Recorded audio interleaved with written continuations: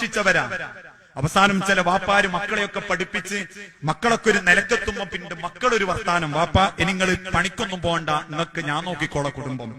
അത് ആഗ്രഹിക്കുന്നവരാ എല്ലാ വാപ്പാരും. മക്കളേന്നൊരു വർത്താനം, കുടുംബം ഞാൻ നോക്കിക്കോളാന്ന് പറയുന്ന ഒരു വർത്താനം, അതുവരെ വാപ്പാര് നയിക്കും, അതുവരെ വാപ്പാര് ഓടും. വാപ്പാര് സമ്പാദിക്കുന്ന സമ്പത്തുകളെ കൊണ്ട് നിങ്ങൾ കാണലില്ലേ? അങ്ങാടിയിലേക്ക് ഇറങ്ങിയിട്ട് കൈമലൊരു 10 ഉറുപ്പ്യന്റെ കാണുന്നോലൊക്കെ വിളിക്കും, എന്റെ വക ചായ വന്നോ, എന്റെ വക ചായ, പൈസ ഞാൻ കൊടുക്കും. എഴുന്നേറ്റവും പോന്റവും കൂടി കൊടുത്തിട്ടേ പോകും. വാപ്പന്റെ ഉണ്ട്. മീൻ കച്ചവടക്കാരനായാലും കൈക്കൊട്ടുകാരനായാലും ഇനി പറയം പണിയെടുക്കുന്നവനായാലും കയ്യിൽ ആ പൈസ ഉണ്ട്. അവസാനം മക്കളൊക്കെ ഒരു നിലക്കെത്തി, മക്കളൊക്കെ ഒന്ന് വിളിച്ചേർന്നു, വാപ്പ ഇനി പണിക്കൊന്നും പോകണ്ട, ഞാൻ അയച്ചെന്നോളാം. വാപ്പാരുണ്ടായിരുന്ന മീൻകൊട്ടയും വിൽക്കും, ഉള്ള കൈക്കൊട്ടും തുമ്പയൊക്കെ വേറൊരുത്തർക്ക് കൊടുക്കും. റാഹത്തായി. ഇനി മക്കൾ നോക്കും.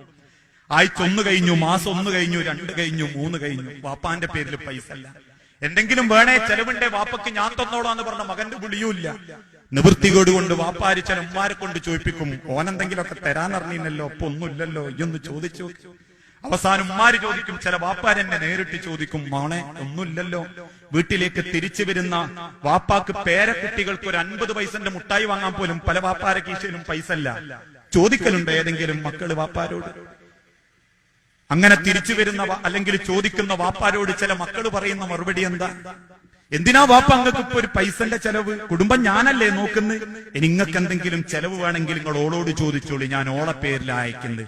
മാനാഭിമാനമുള്ള സ്വന്തം മക്കളെ ആർക്കും മുമ്പിലും കൈനീട്ടാതെ വളർത്തിയ ഏത് വാപ്പയാണ് മക്കളെ സ്വന്തം മകന്റെ ഭാര്യന്റെ മുമ്പിൽ കൈനീട്ടുക? ആ മക്കളുടെ കയ്യിൽ നിന്നും കിട്ടേണ്ട പണം കൊണ്ട് നാലാളുകൾക്ക് ചായ വാങ്ങിക്കൊടുക്കേണ്ട ഗതികേട് വേണ്ടാന്ന് വെച്ച് പട്ടിണി കിടക്കാൻ തയ്യാറുള്ളവരാ ഒരു കാലഘട്ടത്തിലധികവും നമ്മളെ പോറ്റി വലുതാക്കിയ മാതാപിതാക്കള്.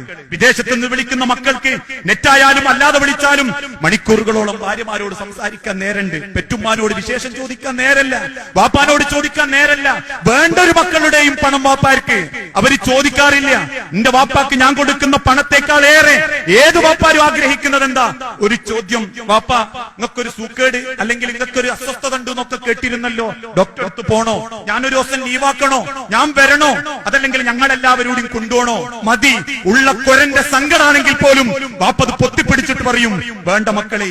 ആ ചോദ്യ മക്കളെ നമ്മൾ ആഗ്രഹിക്കേണ്ടത്, ആ ചോദ്യം നമ്മൾ ദുനിയാവ് പ്രതീക്ഷിക്കേണ്ടത് ഇല്ലാതായിക്കൊണ്ടിരിക്കുകയാണ്, അവഗണിക്കപ്പെട്ടുകൊണ്ടിരിക്കുകയാ മാതാപിതാക്കള്.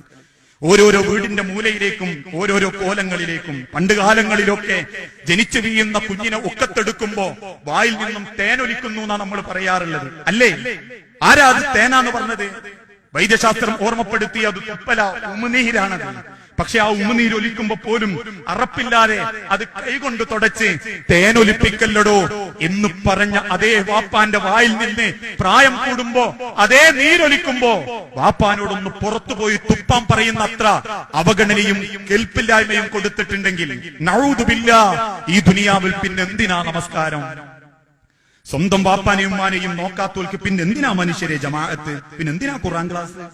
പിന്നെ ആരെ കാണിക്കാനാ ഈ പരക്കം പാഴേ? ചില ഉദാഹരണം പറയാറുണ്ട്, എന്തൊക്കെ ബാക്കിയായാലും അവസാനം ബാക്കിയാവുക ഉമ്മാന്റെയും ബാപ്പാന്റെയും സ്നേഹം മാത്രം. അതിന് പകരം വെക്കാൻ ഈ ദുനിയാവിലും